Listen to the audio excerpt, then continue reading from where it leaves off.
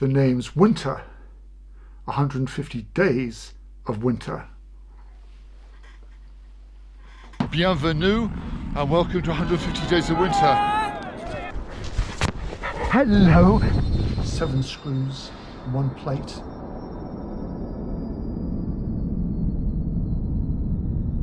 So I thought it would be fun to review all the ski sequences in the James Bond films.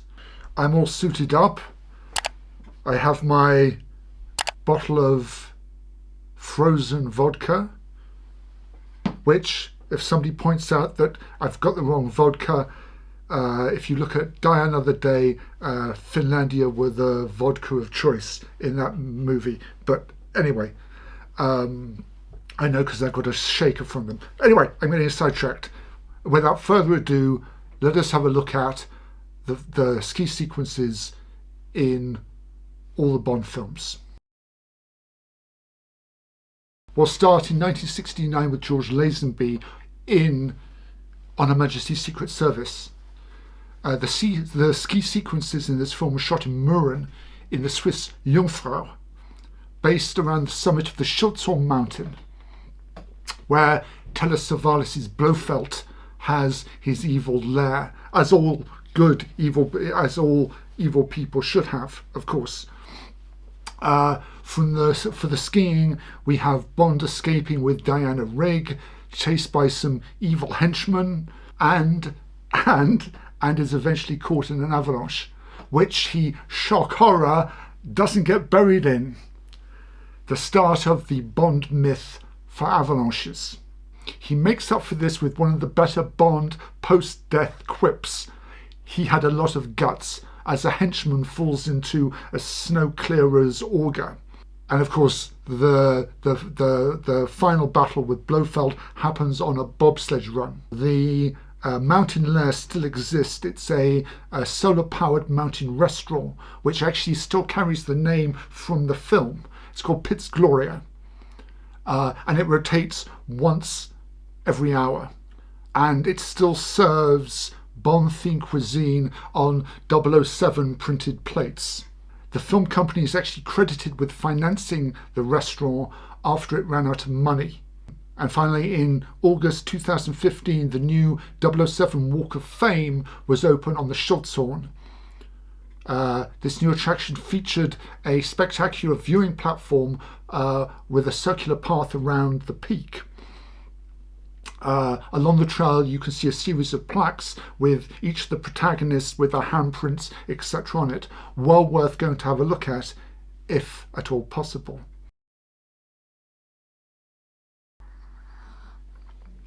This takes us to the second film, where Roger Moore is in The Spy Who Loved Me in 1977, which possibly has one of the best pre-title sequences, as he leaves a beautiful lady in bed to go and ski some powder. A truly admirable task for Queen and Country, James. The ski sequence was shot on Asgard's Peak in Baffin Island in Canada, which has some of the best cliffs to ski off of. See base jumping in Matchstick Production Ski Movie 2. Bond also shows off his special ski poles that contain a gun, which he shoots someone while skiing switch. After he skis off the mountain, the dramatic pause before the Union Jack parachute opens is always a real crowd pleaser. Apparently, stuntman Rick Sylvester was paid $30,000 to do the stunt, and a bonus afterwards. You'll notice that when he releases the skis, one of them almost hits the canopy of the parachute, which would have apparently been fatal if it had actually happened. The stunt originally was suggested by George Lazenby for On Her Majesty's Secret Service.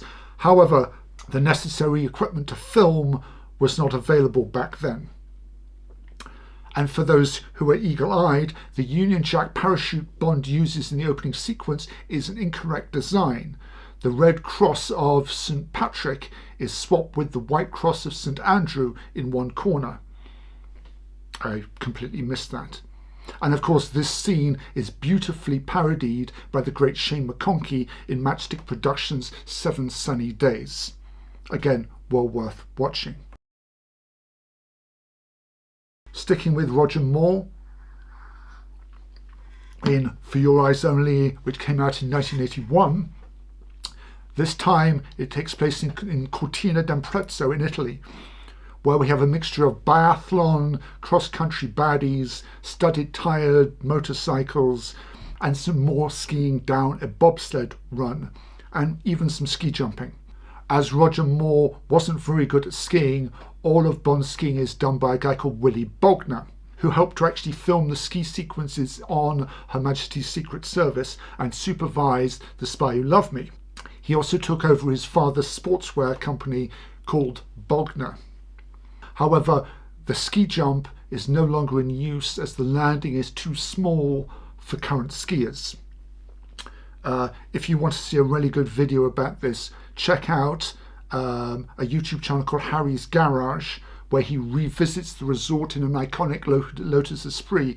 Well worth a watch. I'll put the link up there. In what I think is a continuity error, in 1976 Biathlon standardized the use of a small .22 long rifle caliber ammunition. In the film, the bad guy is using something far more powerful to attack James Bond. Anyway,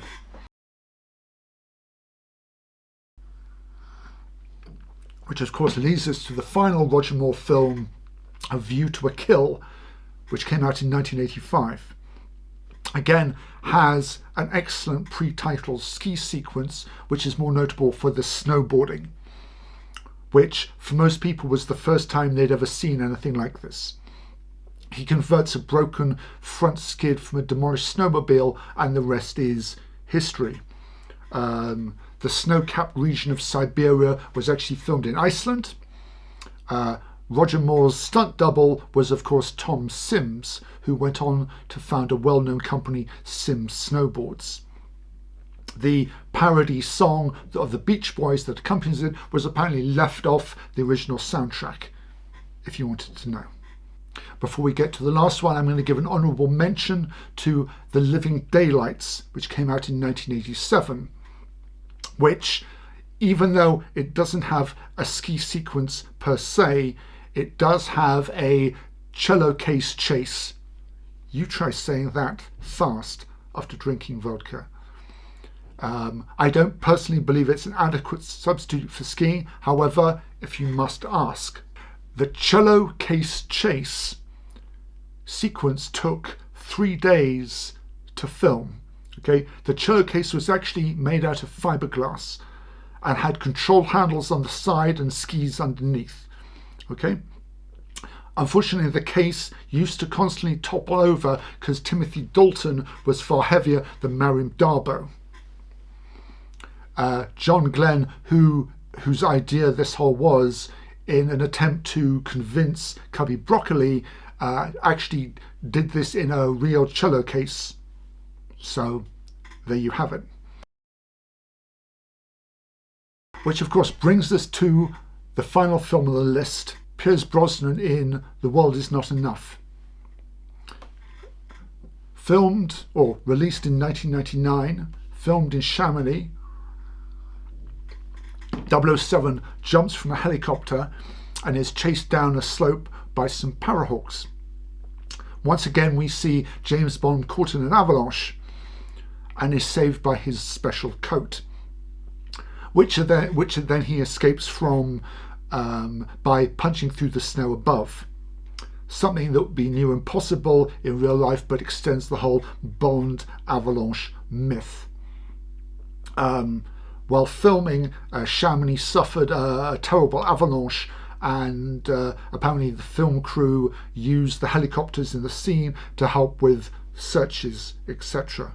Once again, Brosnan did not know how to ski, so he mimicked the ski scenes with short poles while riding on the back of a moving skidoo snowmobile. Which one of those 5 was your favourite? I'm personally going to say Majesty's Secret Service was mine. Anyway, if you'd enjoyed this video and you would like to support the channel, click that old subscribe button, leave a comment down below, click the like button, and I will see you all in the next video. Ciao.